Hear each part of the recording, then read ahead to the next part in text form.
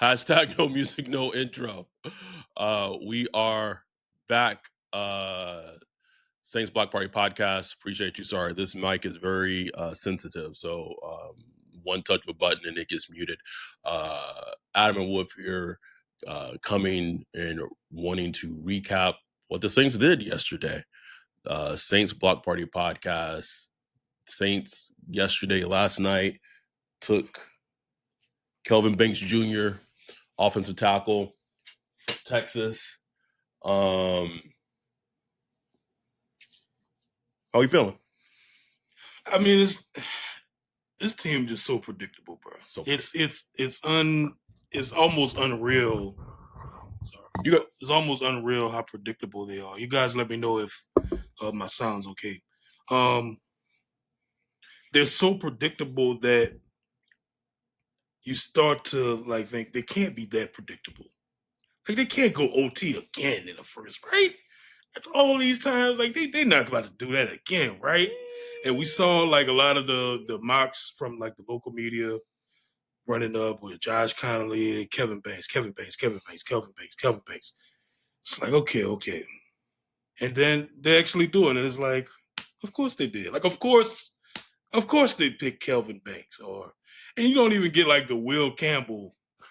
No. You don't even get like the Will Campbell LSU bump. It's like Kelvin Banks.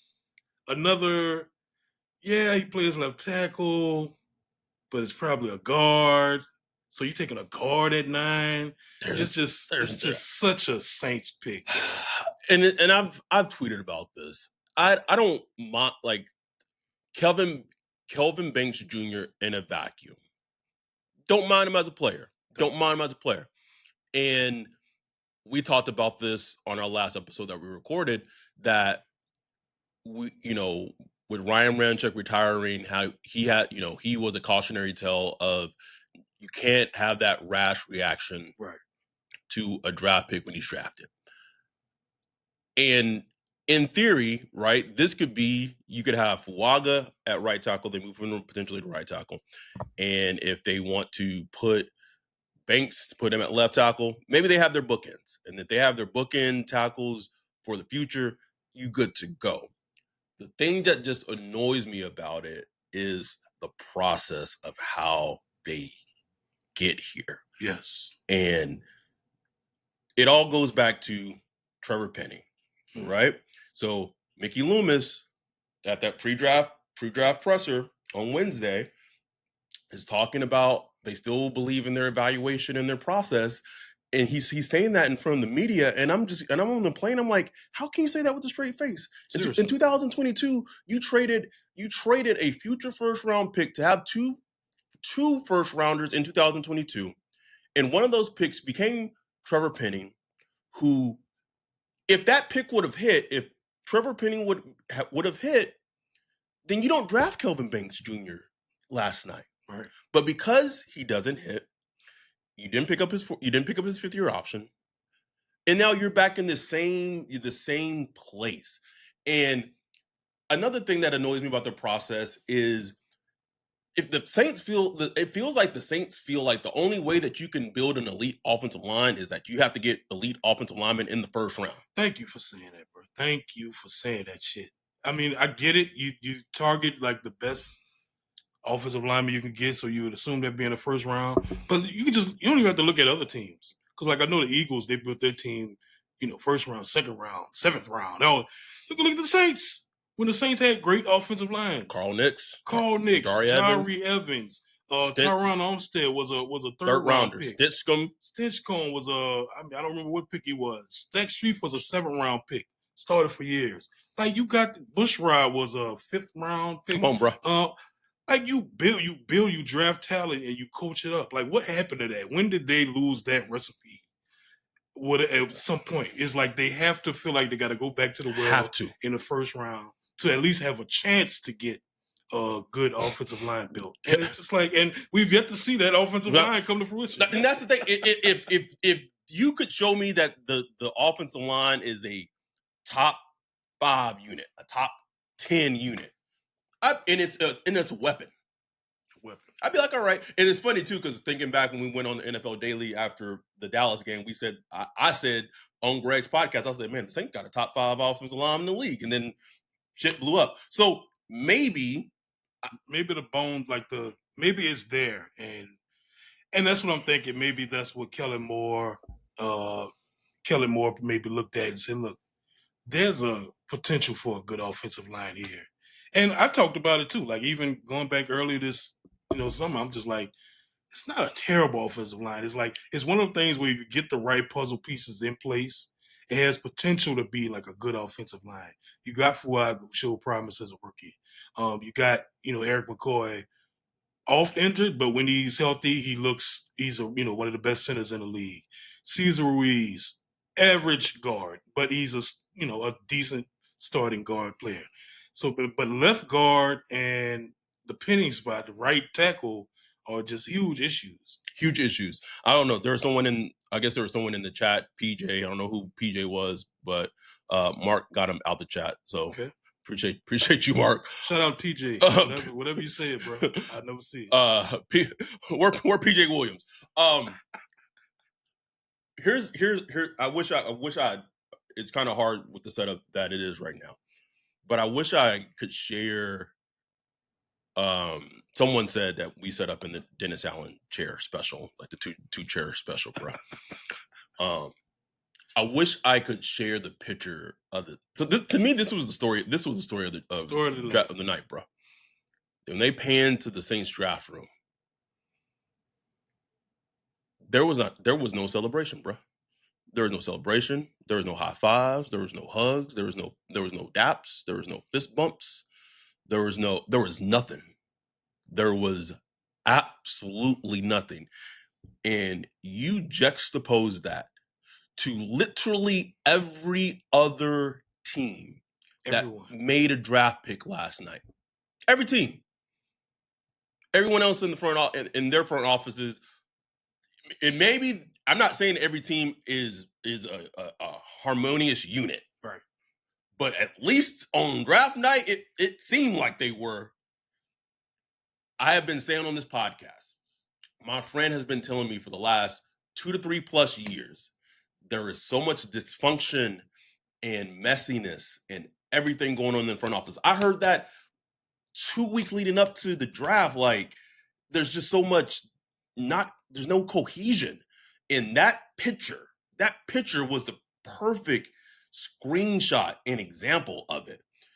And you saw Jeff Ireland, who was almost felt like he was social distance away from Kellen Moore. Over here, just like, it looked like the Last Supper, the painting, like the Last Supper painting, and you got Judas over there and all that.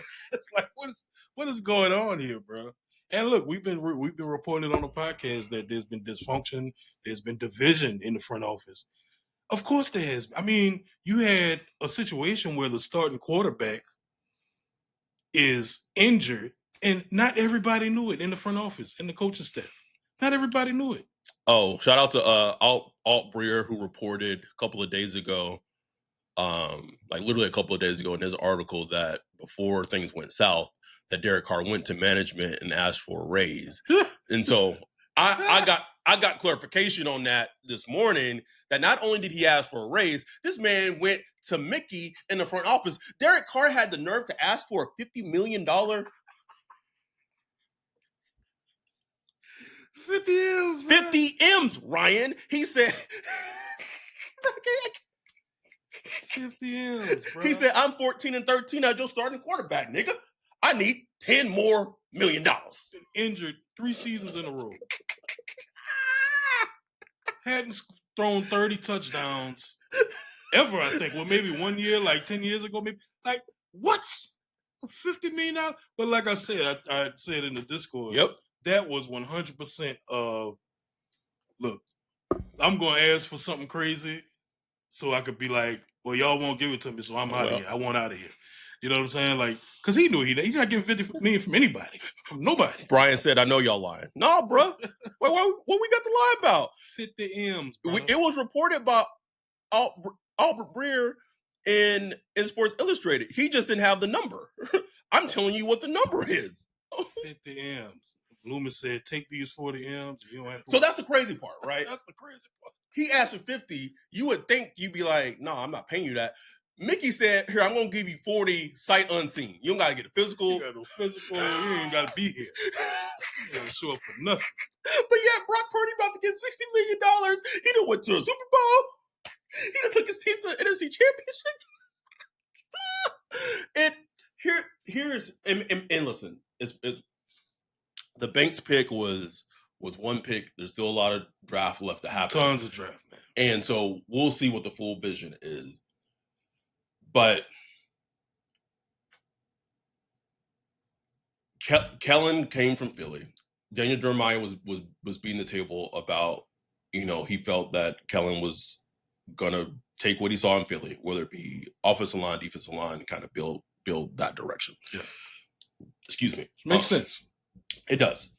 I thought the two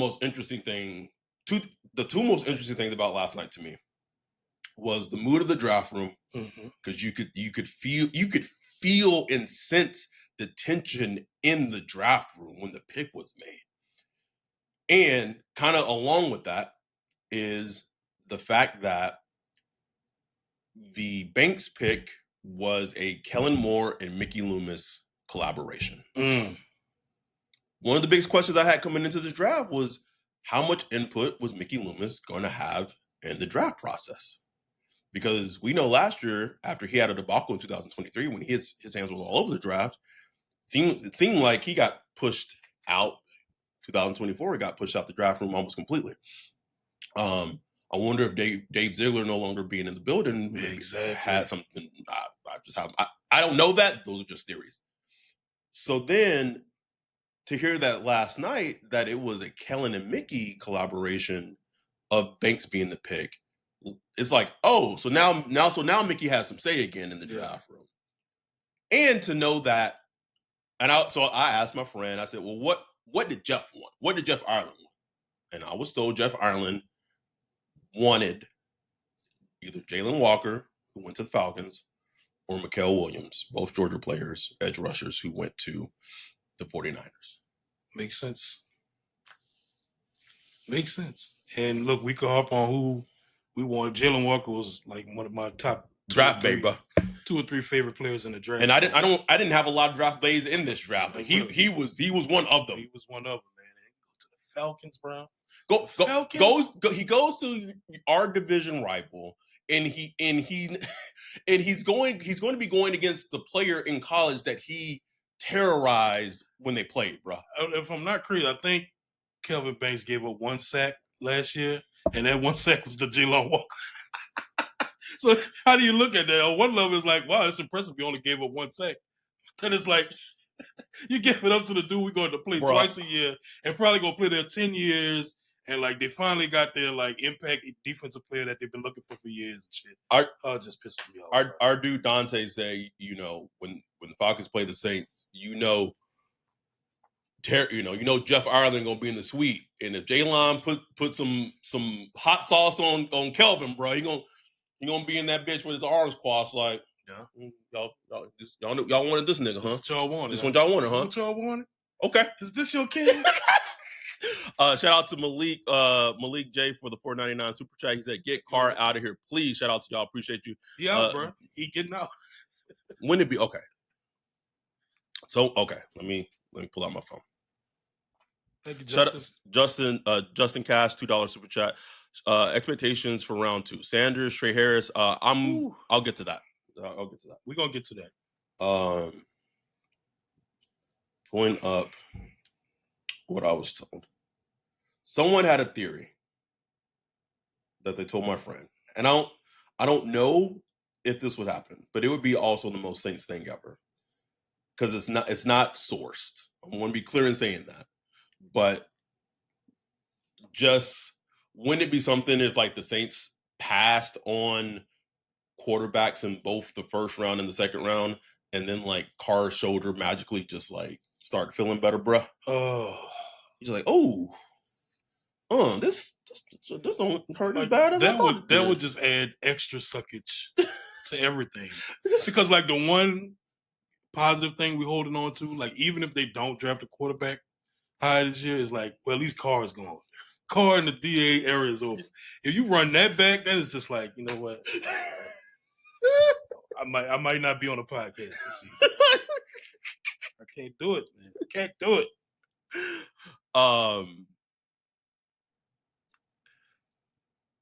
I do wonder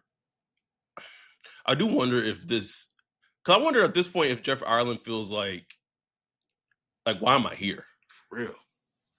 Like what is, I mean, he a cold GM. Basically not going anywhere, man. And you know, you can't even stand on the hill that like these are my picks, you know. But on the flip side, if that was Kellen's guy, like it was Kevin Banks, he's the new head coach. Yep. So if that's what he wants to do, he should be allowed 100%. To do it. 100%. Now, how much was it him versus Loomis? Ooh, that's my concern, bro. That's the question. That is my biggest concern. My biggest concern. And the only reason why it's my concern is just because of hearing about Kellen's personality. Right. Is my concern is that Loomis may have gave Kellen that Wanda juice at the beginning of like Age of Ultron of how Wanda did Tony. And just kind of just whispered something and you're like, oh, yeah, it's Kevin Banks. And it just she do that fast walk up. Yeah. Right. And Kellen was like, oh, okay, so yeah. Oh, offensive tackle. Yeah, offensive tackle. Yeah, I get you. I'm not saying this is source of information. I'm not saying this is what happened. It could 100% came from Kellen himself. But that's my fear and concern is he's so collaborative that maybe he got nudged. Because we know he got nudged already because of the whole Derek Carr thing. Right. It's not out of the realm of possibility. So I want to ask the question. Let's see. It was about Will Johnson. I want to address the Will Johnson thing. Because there we go. J-Rock. Will Johnson's still on the board. Do you think he could fall to the Saints? I do think he could fall to the Saints because Will Johnson fell out of the first round for a multitude of reasons. One, he has awful physicals. Like awful physicals. Two, the concern for him is he doesn't compete.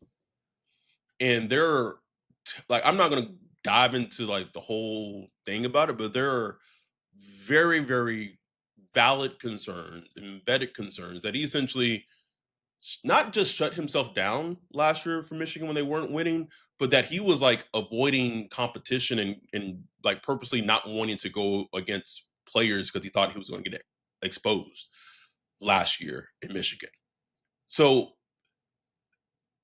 if NFL teams know that, you're hurt, you didn't run a 40, so you don't even know what your long speed is, and long speed for you is a concern. And you might have purposely like set out because you were afraid to go against an opposing player. Me as a fan, if I was an evaluator, I would want absolutely nothing to do with you. Hell no. At cornerback, nah, bro. You got to have a certain mentality at that position, man. I don't want that. No. But it's crazy though. So good in 2023, bro. Like if he came out after that year, been a top 5 pick, top 5, top 10 at least. Yeah. Well, that was a heavy quarterback draft. But top 10 for sure. Yeah. So how do you go from that to that? And the fact that he missed out on the first round, that means teams took him off the board. The board. Like they're bored. You're not even in consideration. Like, so that's how bad it had to be. That's all I'm saying. Jim Harbaugh passed on him. Jim Harbaugh. Will Johnson is a player where I say, Jim. No, yeah, right. Is if I am okay with him going to another team and him flourishing, because my biggest concern with Will Johnson on the Saints is that Will Johnson on the Saints would be a recipe for disaster. I'm telling you that right now. Right. He would, if the Bucs were to draft Will Johnson, he'd probably become an All-Pro because they have the infrastructure in place Bucks, Eagles, Ravens, Niners, Like, yeah, okay, it'll work out. It'll probably work out. Chiefs. But if he went to a team that's not in a place that has good infrastructure, that I'm telling you guys, like, please listen to me and Look at trust. that picture. Please listen to me and trust me. It is not going to work out. All that to say, I do know he is one of the players that is in consideration of players that they might that they're considering drafting at 40. Dimitrioso Turk, I'm not pronouncing that correctly. Thank you for the $4.99 super chat. Chances they take Milrow. That's all I can hope for now. For real. So there's a list. It's a pretty lengthy list of players that may be in their consideration for 40. So this is what I heard this morning. So it's a lengthy list. Essentially all three quarterbacks. So that means Shador, it means Milrow, and yes, it means Tyler Shuck as well. Nick, was it Amor Rossi? I'm not pronouncing it. The South Carolina safety. Amor Rossi, I'm not pronouncing that correctly. Will Johnson, Mike Green. They're doing work on corners, so that to me would indicate probably Benjamin Morrison, excuse me, and Revo from Eastern Carolina. And then there are also a group of running backs and tight ends that they also like at 40. Wasn't given names for running backs and tight ends, but you could probably use your imagination. I would guess, again, was not given names, but I would guess Mason Graham. And there's like a plethora of running backs that, like, just so many. Like Henderson, Judkins, if they wanted to go that route as well. I wonder at this point, if it goes,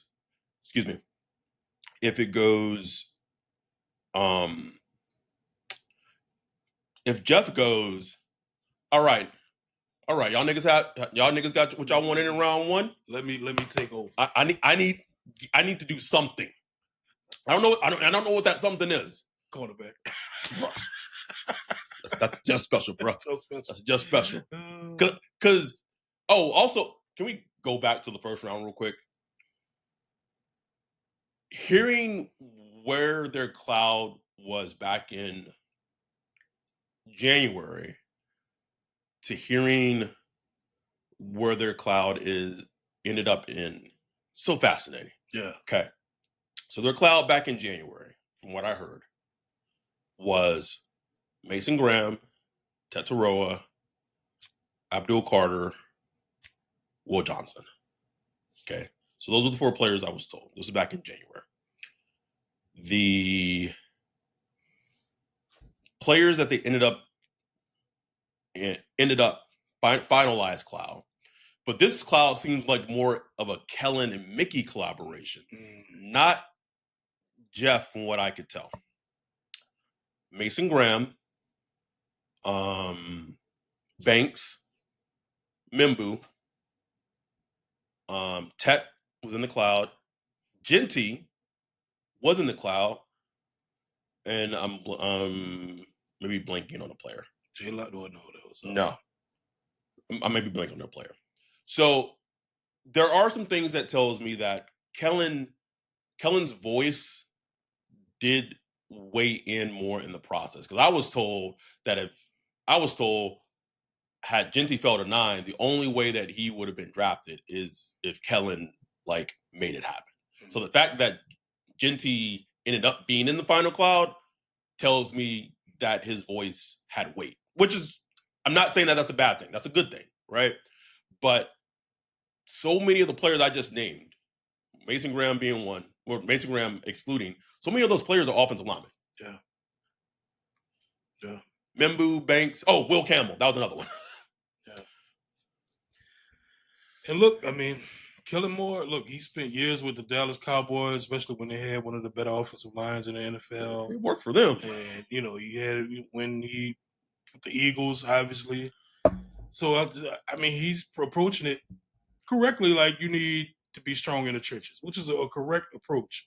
It just, like the analogy I said is like going to the mechanic dropping $1,000 get something to fix on your car, then it's still not working. And so even though it sucks, you still got to bring it back to the mechanic to really fix the issue.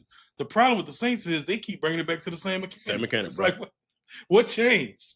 Like, the admission that you failed on Trevor Penning, that look, Cesar Ruiz is a starter. I get it. But it's like, that was a first-round pick, man. That was a first-round pick. And look, Cesar Ruiz is...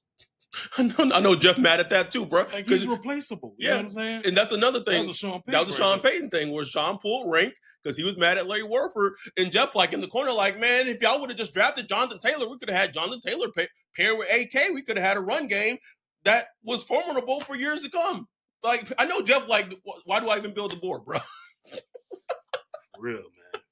But at the end of the day, I'm interested to see how all this works out. Like, does Kevin Banks end up playing left tackle or left guard? Bruh, he got to start out on tackle. There's no way you could take a player Do you move him to right tackle, or do you go and flip Fuaga back to right tackle and move Kevin Banks? I think so, bro. Is Kelvin Banks a better prospect than Fuaga was at tackle? I didn't watch a ton of Banks, so I can't say.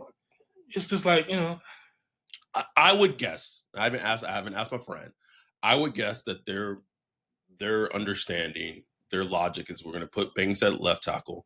We're going to put Fuaga back at his natural spot at right tackle. So the whole Penning experience, that's solved. So that's solved. Right guard, you got Ruiz.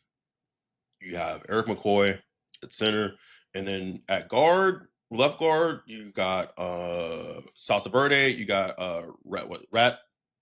Radez as a free agent that they signed, and then you can put Penning at left guard and just have a 3-man open competition, Brian. Whoever is the best player who wins it out, and that's your best 5. And I hope it's good, bro. You talking about first round pick left tackle? Mm-hmm. Okay, left guard, whatever. Second round pick center. Mm-hmm. First round pick right guard. Mm-hmm. First round pick right. I need the O line to be a weapon, bro. That line gotta be good, bro. A weapon. It needs to be pristine. And if it's not top 5, top 6, then we need to have a conversation. For real.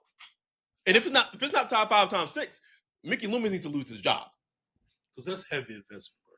We're talking about a 9th overall pick. 9th overall pick. Last year, Fuaga was a... Wait, hold on. We got a $4.99 super chat, and Dante deleted the message? What did it say, Dante? Dante, you costing us money, brother. I mean, we'll take $4.99. We still get the $4.99, right? Dante said, I'll Venmo you niggas $5. I guess it'll be okay. Just again, and so like that's where, I'm not up here to bash Kelvin Banks. I watched one game of his this morning. I watched the but what game was it? Them versus Michigan, Texas versus Michigan this season. Looks like a damn good left tackle, bro. Looks like a damn good left tackle. People like showing like how he played against Will Anderson as a freshman at Texas, and he went against Will Anderson that game, went against Dallas Turner that game. Dante said I was trying to like it and hit the wrong button. This nigga. Let's drop your question again. Yeah, my bad, Matt. And this nigga just. So we always ask about like what's the vision, and in theory, like I see what I see what the vision is, but then it's like, okay, but then who's driving the ship? Who's driving the ship? If in theory this is what the offensive line is, and this is what it looks like, who's the captain? I mean, you got Mickey fingerprints all over it. So all over, bro. That's not a good look. That's not a good look to me. Mickey is not a football guy. He's not. So why is he making football decisions? Like, just get out of the way. Making football decisions, making basketball decisions. Like, get out of the way, bro. Okay, why is Willie Green? Why, nigga? Why? Why Willie Green in the draft room? This nigga won 20 games in an 82-game season. last year, and he in the draft room? In the draft room. For what? Make it make sense, bro. Synergy. They're like, oh, this is synergy right here. Regine Lewis, $5 super chat, Canadian. Oh, Canada, appreciate you. Saints have spent like 7 picks on O-line since 2014. If Penny ends up being the one true bust and Reese being okay, then that's a good hit rate to me. I don't think they have it. That's not a good hit rate because you're okay, but I think you're losing sight that to get Penning, they traded a future first round pick that became Jalen Carter. Like you can't leave that out. You cannot leave that out. And like that's a huge thing. It wasn't like they just drafted Trevor Penning. That Penning pick was in the first round. That Penning pick and trade set the franchise back. Well, they did because they did the trade, not even knowing who would be there. Right. So it's like, and it was a panic move because they had to let Teron Armstead leave. Yep. So it was a need. I'm telling you, anytime you go to the draft begging for a need, bro, it usually ends up in disaster. But then you could also then argue, then they draft Penning, and then he's so bad, so then they go into this draft with a need at right tackle, and they can tell me all day that, oh no, like Kevin Banks was our best player available, blah blah blah. Like he's still a need pick. Like there's no way you can piss on my leg and tell me it's raining. Like it's a need pick. Yeah. And here's the thing: it would be incredible, bro, if they put Trevor Penning at left guard, just give him. And what if he just flashed, bro? What if he became Mekhi Becton? Because we know he plays with attitude. It's just all about everything coming together as far as his feet and just consistency and all that stuff. So that'd be awesome, bro. Like I hope, look, Kellen Moore talked about getting the best 5 on the field and having a good offensive line core. If we could get to that point, that's just where the Saints are back to having just good, consistent offensive line play, with the offensive line as a weapon, and Kelvin Banks ends up being like a major part of that. Props to him, man. Like, it'll end up being a good move. But like Adam pointed out, it's just a process of getting here. That's it. Like Matt, and the super chat question was, are the Saints totally out on Shedeur at 40? No, they're not. Like I said earlier, like all 3 quarterbacks are in consideration for the Saints at 40. So when I say all 3, that means Shedeur, that means Jalen Milroe, that means Tyler Shuck. You think Cleveland goes Shedeur at 33? I think they'd probably be more inclined to go Milroe, bro. Think so? I just can't see him in the Cleveland condition. Then where does Sanders go? Like, seriously, like, at what point is the fall too far? Like, you know what I'm saying? Like, both me and you agreed that he was more of a second round type talent. Right. But it's like, okay, like now where does he go? Like, say he gets past the Saints at 40. I guess the Steelers again. I mean, yeah. They don't have a second round pick. Oh. Right? Hold on. Yeah, they traded it for DK. For DK. Yeah. So they don't have a second round pick. I don't know, bro. James Smart. Thank you, James. Thank you. I mean, Mickey Loomis loves hustling backwards. Just a downright terrorist. Facts. Paul, $9.99 super chat. Appreciate you to make up for these Stephen mods. SPP keep crushing it really in the game. Love you, Paul. Appreciate you. So at 40, I'm gonna ask you this. Let me pull up my list. Other players that I told you who's in consideration.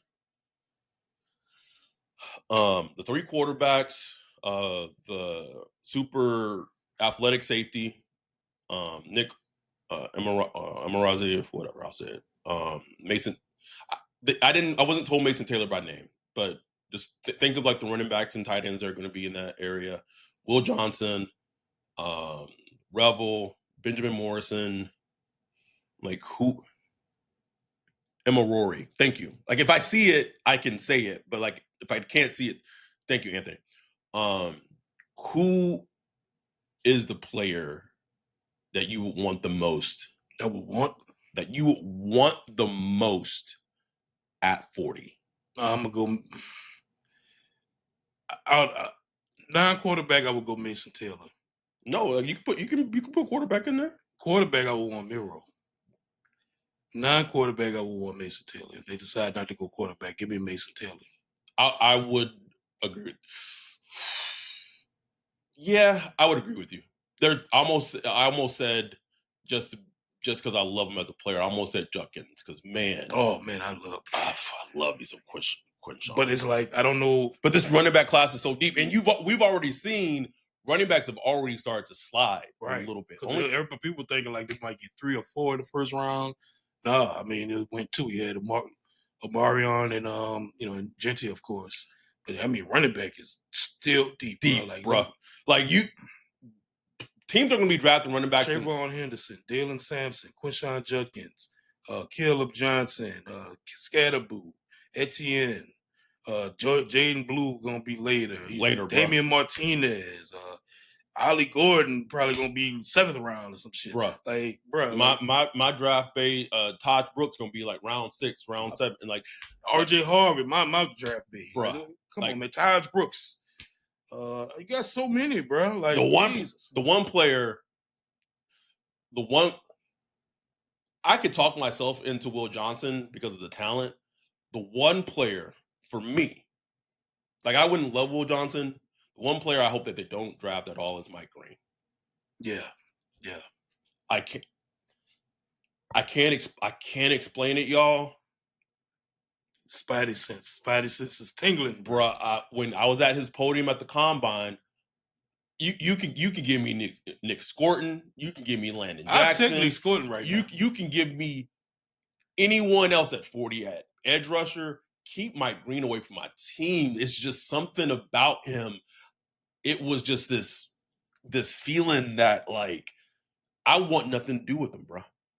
I literally want nothing to do with him. Trust your instincts, man. And I'll give you, and I've said this story on the podcast because I was told this story years ago from my friend that 2017 draft class when the Saints were doing draft prep. Sean Payton met with Deshaun Watson, and this was obviously before anything came out. He met with them, and at that point, like Deshaun Watson was thought of like a very, very great kid, who just nothing. And Sean had just this feeling about him. He didn't know what it was, couldn't tell you what it was, but he just had this feeling about him. He was just like, nah, there's something about him. There's just something about him. And sure enough, saw through that shit. Whatever it was, he knew it. And so, being at that podium at that Mike Green presser at the combine, I would just no. And we'll see what happens at 40. But bruh, if they took Mike Green at 40, I would be disgusted. Tons of tight end love. You got Mason Taylor, Elijah Arroyo, Harold Fannin, Ferguson. You got Gunnar Helm. Oh my goodness, man. So that's why, like, again, the Banks pick is one pick, and everything. Everyone's so the I will say the surprising thing, not surprising, maybe not greatly, is everyone's like saying like, oh, like Jaden Higgins and things change, right? Things change all the time because I was told a couple of years ago that they were really like they were going to draft Brian Branch, and then Mickey Loomis comes and changes it. So I know Jeff Ireland getting fed up, bro. Like I'm telling all these stories and like. It's crazy. I know Jeff like dang. Jeff gonna just walk out of the office, bro. Just walk into traffic, bro. I know he probably got like highlights of the players that he's told them to pick. I know he do, bro. Or think about the players that he's actually drafted that's worked out. That's just no longer with the team anymore, bro. Zach Bond, CD Ducey, just be like, what am I doing with my life? Mark, the Vince McMahon line, come on out, you rapist. I have not heard that the Saints have. I'm not saying that they're not going to draft a receiver, but like I haven't heard them being interested in a receiver at 40. Doesn't mean that can change. It can absolutely change. Got a lot of them. Luther Burden's still out there, which is that's not one of my draft bases. One of my draft bases. Anything. Let's venture away from the Saints a little bit. Let's wrap this up. Things that happened in the first round that just. I mean, obviously the trade in the beginning, which I just love that, man. Like I just love when something like that happens. Love it, bro. But it was funny because the board kind of still fell. Like we Mhm. thought, Travis Hunter went to at 5. Well, everybody was saying Mason Graham goes to the Jags. Well, he went to the Browns. That trade was crazy because it ties into the Saints, because if that trade doesn't happen, the Jags take Genty Right. and the Raiders take Banks.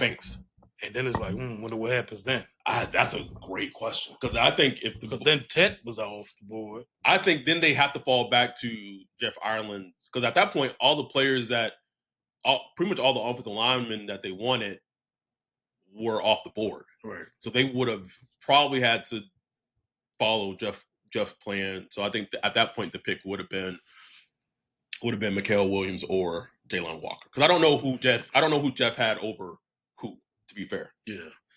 Tet going to Carolina. I'm interested to see how that plays out. Yeah, I'm just interested to see. Colston Loveland going to the Bears. Oh, Dante said the Jags and the Browns had that deal in place since April 7th. Damn. Impressive they were able to keep it under wraps. Wow. Man. I love it for the Jags, but at the same time, that 2026 first round pick, it could be your top 5 again. Like it was top 5 this year. And we'll see. We'll see. But Travis Hunter is like, to me, has a Hall of Fame like possibility. So one of my surprises, and I think the Browns got it right. Everyone talked about Mason Graham slipping and falling, bro. Got him, bro. Took him at 5. I know Greg not a fan, bro. I'm like, man, that dude, that's a dog, bro. You put him right in the middle. You put him right next to Myles Garrett. Ooh. And that to me shows a team that has a vision. Whatever. Like, I don't think Andrew Berry is like the greatest GM, obviously, for a plethora of reasons. But in that division, you have to figure out, okay, how do we stop Lamar Jackson? How do we stop Derrick Henry? Yeah. Right? Okay. We got Mason Graham. And in theory, Mason Graham, might then now free up Myles Garrett to do other, like, that's a vision, right? And you got two picks in the second round, and at the top of the second round. 2 picks in the second round this draft, and 2 first-round picks next year. So even if they decide to punt on a quarterback in the second round, they could potentially have 2 top 5 picks next year. Because the Browns still might be bad this year, bro. Marcelo said the Browns could have had Hunter and Sanders. I mean, they might still be able to have Hunter and Sanders today. Well, Sanders, the Browns. That's what I said. Yeah. Well, maybe Sanders' arm in those Cleveland conditions and that win, bro. I don't know, but he also, like Stefanski. I could see Stefanski kind of work with him. He's worked with, Kirk Cousins in the past and stuff. So I don't know. I don't know. Bro. It's fascinating. But the Bears, Coastal Love, like I just love Ben about to cook, bro. Ben Johnson about to cook. He about to have Caleb Williams cooking, bro.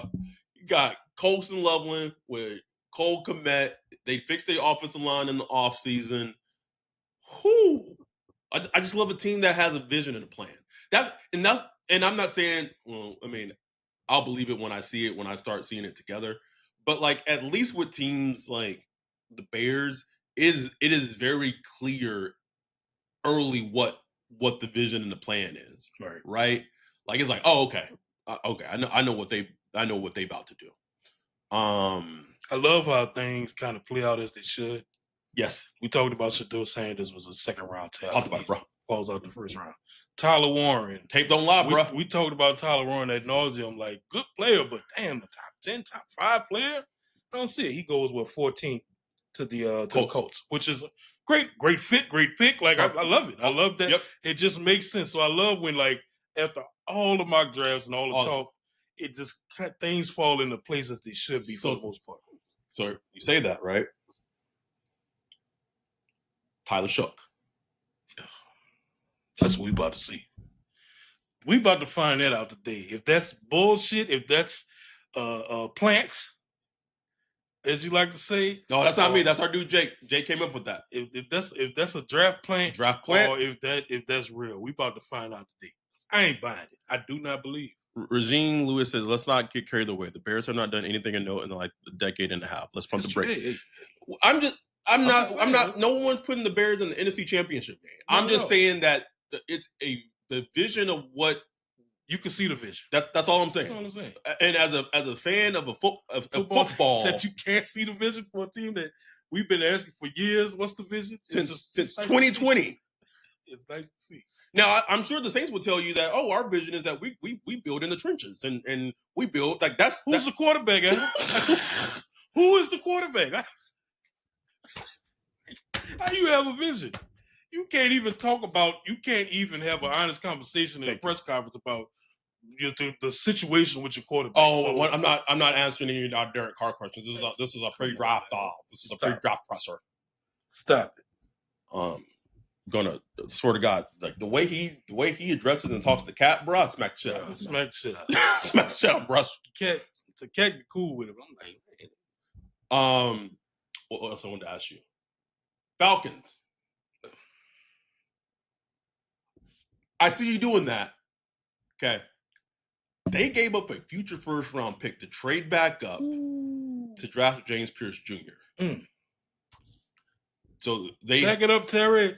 They had all offseason address defense, address pass rush, address defense, address pass rush. Here's what I will say though.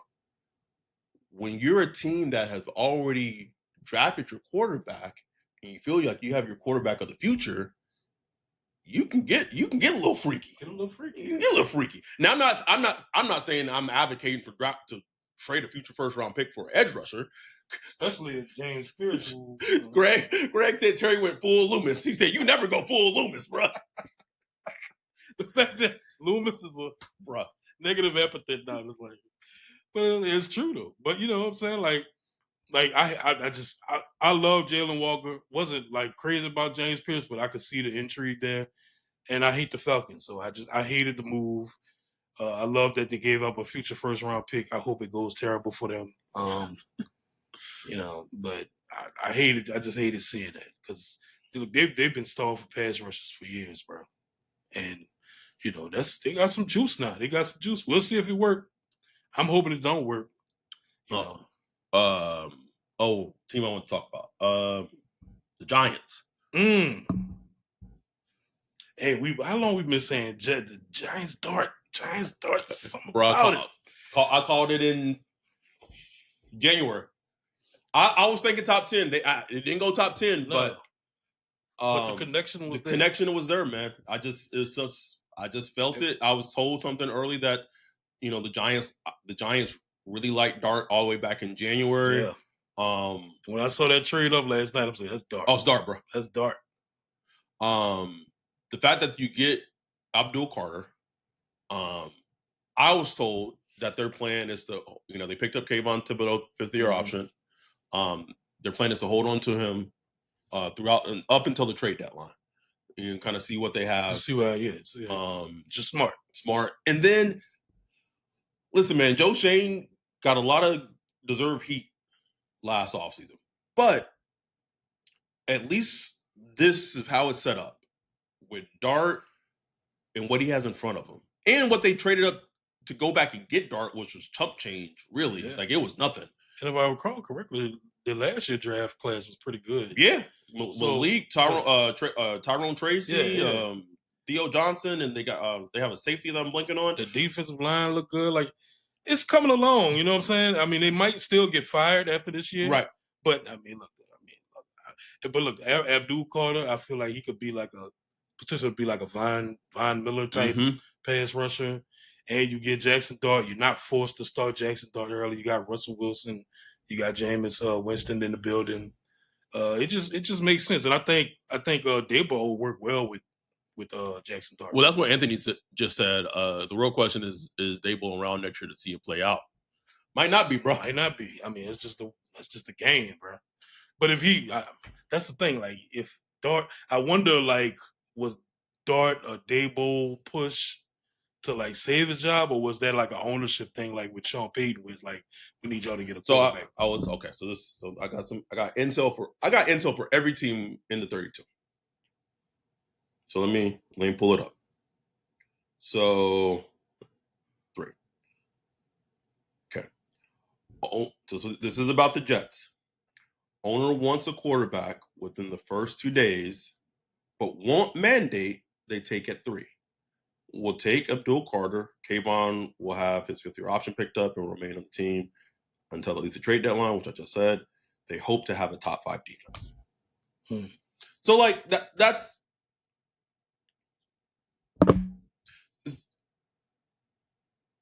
we don't see Gale doing anything like that for the Saints.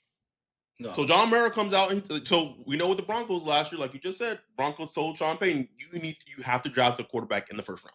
That was a owner by the mandate of the Broncos. So this year, the owner of the Giants told their team, told the staff, you got to draft a quarterback within the first 2 rounds. It don't got to be a 3, but you got to draft a quarterback in the first 2 rounds. Why is nobody doing that for the Saints? Nobody, bro. What did the Giants give up? Oh, somebody got to look it up and tell me. But it was not that much. So they didn't give up a first. No, it's crazy because they didn't give up a first, but then right after them, the Falcons did. Shout out to Colin Andrews, 499 super chat. J Rock, are the Giants trying to move Kayvon Thibodeau? No, like I just said, they wanted him on the team at least until the trade deadline. The Rook 10, it was like 2/3. Yeah, it was 2/3. Can we, as we kind of close this out, you just kind of recapping teams. Fucking Philadelphia Eagles, Ryan. I know it, bro. I knew Jahad Campbell will fall to either the Ravens or the Eagles or just somebody, because it's just like, of course. The Ravens gets Malachi Starks. Of course. The Eagles get Jahad Campbell. How good, if you want to look at how good teams stay good and how bad teams stay bad, you juxtapose. It's crazy. It's crazy, bro. Rajon Lewis said, "Our Campbell's medical's bad." Some teams were a little scared of his shoulder injury because they felt that he may have to start the season, or start the season, or start the season, start training camp, or maybe the season on PUP. Yeah. And if you're the Eagles, like, you fine with that, right? Because before got hurt, I'm blanking on his name. He was a Georgia linebacker.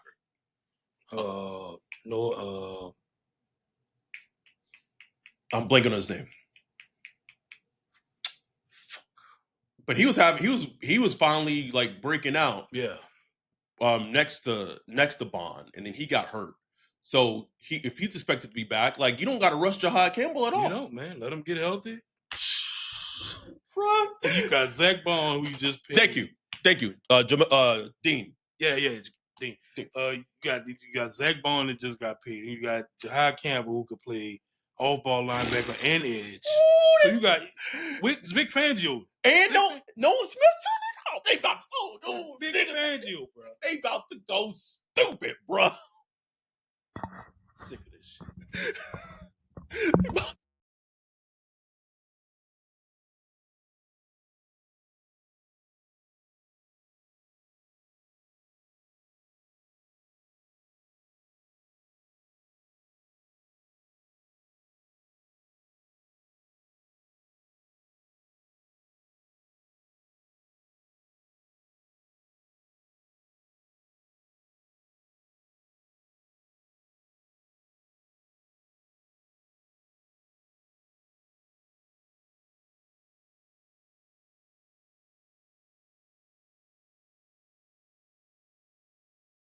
Whoops. A player that plays like that, like, that's why the Jaylon thing. Who knows? Jaylon, his size might not work out, or we'll see, or whatever. We'll but see, man. We'll see. But anything else? Man, ready for this day 2. We got 3 picks today for now. 3 picks. Do they get a quarterback? Do they go mirror? Will Johnson's medicals is the only reason he's still available day 2. It's not just his medicals. It's not just his medicals. Please believe me. Please. Okay, so I asked you who you want them to draft. I'm going to ask you, who do you think they just don't give me round 3. I don't care about anything more. Oh, I do care about round 3, but like, who do you think they draft at 40? Honestly, position.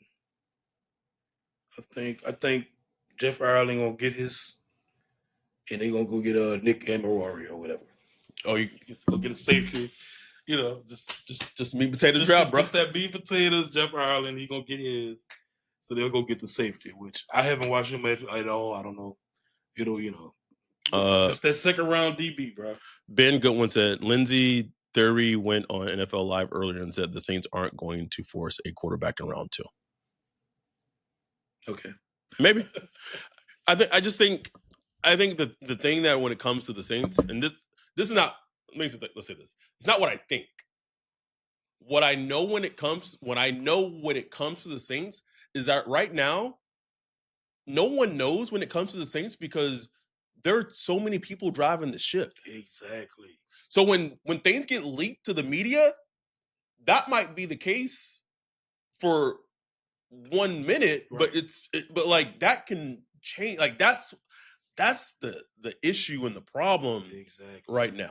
Exactly. So you could think you're getting the front office take or the coach's take, but really it's so divided. So divided right now where there is no consensus right now. So that might be my new Twitter profile picture, bro. The draft room picture, bro. Just I need somebody to paint it to look like the Da Vinci. Shout out to you, Neil. Who that? See y'all tonight. I hope someone else drafts Shook. Love you, Neil. Too many chefs in the kitchen. But we'll see. Anything else before we wrap up? We appreciate y'all joining us as we recap the draft. Man, just mentioning the we had the draft meetup last night. Man, thank y'all for coming fourth through. Annual. So many of our familiar faces showed up. A couple of new faces showed up. Shout out to y'all for coming through. Sure. Man, it was dope. Just vibes. Don't even matter if you was disappointed about the Saints pick or not, man. We was all just having a good time, eating, drinking, getting drunk. A lot of us had our girls there, whatever. It was dope, man. I just appreciate it. I look forward to that more than anything. Anything. Throw the draft picks out of there. Like, this is what I look forward to. How funny is it that when we started this podcast in 2020 and did this, right, the player that they drafted was a fucking offensive lineman. And fast forward 5 fucking years later, and not a fucking thing has changed. Not a damn thing, man. Not a damn thing. Doc 54 199 super chat. Appreciate you. Thank you, Doc. Do y'all think the Saints stay at 40? I do. I don't think they're gonna try to maneuver up or anything like that. Mr. O Universe. Wait, Carr wanted 50 large, 50 of them. 50 M's, bro. 50 of them. Who gonna give them that? Anyhow, we appreciate y'all. We love y'all. We'll be back. We're probably not gonna recap round 2 and 3. We'll see. Keep it that. Okay, they draft me a role. I got to say something. Gotta say something. Yeah. So we'll see. It'll be to be determined. So we'll see where we are tonight, see what the vibe is. But we'll for sure be doing a full breakdown tomorrow. So we're doing 2 episodes tomorrow. We're doing like a draft review where that's kind of like rapid reaction, us talking about the draft picks. We'll do a more in-depth one, like us actually like after we watch the draft picks and doing that. That'll be later. So we'll do a rapid reaction one tomorrow. But tomorrow we're going to do a part 2 that's only going to be Patreon only, YouTube only episode where the nitty gritty, the intel, what the front office was thinking, like all the scoops and the details. That's going to be Patreon only, YouTube member only. So we're dropping 2 episodes tomorrow. I have like a 5:40 a.m. flight tomorrow. But tomorrow? What do you mean? Saturday morning. So I'll get back to LA like at 8:30, and then we'll figure it out. But we love y'all. We appreciate y'all. Love all the support. But we got y'all covered as always. So with that, We are out. Peace.